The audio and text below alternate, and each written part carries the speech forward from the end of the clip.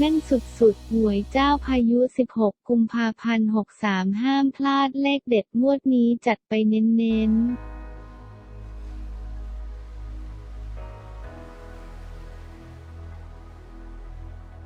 เตรียมอัปเดตให้พี่น้องได้ดูได้ชมเลขเด็ดเพื่อเอาไปเล่นหวยงวดนี้กันอีกครั้งสำหรับหวยเจ้าพายุชุดเลขเด็ดบนล่างของหนุ่มรูปหล่อนามว่าน้องไก่ช่วงหลังเริ่มร้อนแรงอีกครั้งให้เลขเด็ดแม่นต่อเนื่อง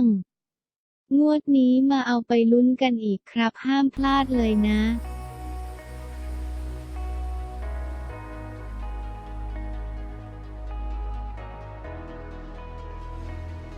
ต้องเตรียมเอาไปลุ้นกันอีกนะครับพี่น้องสำหรับข้อมูลหวยเด็ดชุดแม่นจากหวยเจ้าพายุบอกเลยว่าใครที่ได้ตามงวดที่ผ่านมาได้ถูกหวย2 ตัวบนกันอีกแม่นมา2 งวดติดให้โชคลาภอย่างต่อเนื่องเลยทีเดียว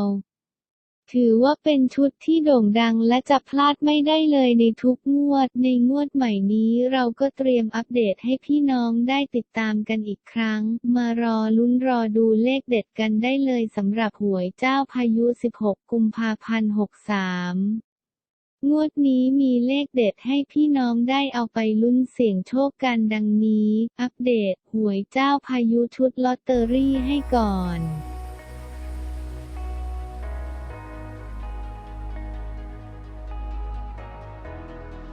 ใครที่ชื่นชอบจัดไปได้เลยนะครับงวดนี้ขอให้มันได้ถูกหวยกันทุกคนให้โชคลาภต่อเนื่องไปหลายๆงวดเลยส่วนใครที่ไม่ชอบเชิญผ่านไปได้เลย